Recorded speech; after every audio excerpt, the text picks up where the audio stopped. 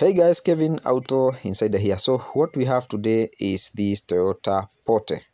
Okay, this car runs on 1NZ engine, that is 1500cc, and after diagnosing we found out it had a faulty ignition coil. So customer was complaining of misfire and loss of power. Remember, also the consumption was high.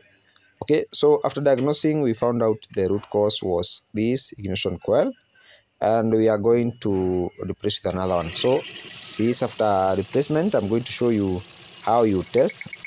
So this is how we test. As the car is running, you can see the spark is being produced. Okay, several things can lead to faulty ignition coil. Remember, also you can have loose connection that can cause this ignition coil to be faulty. Okay, the misfire code can also be caused by a faulty nozzle.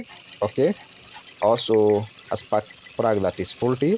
I have another video that I'm going to pin and shown you on how you identify genuine and fake spark plug. Okay, remember to always subscribe and also like, share, so that you can never miss this educative content. Thank you.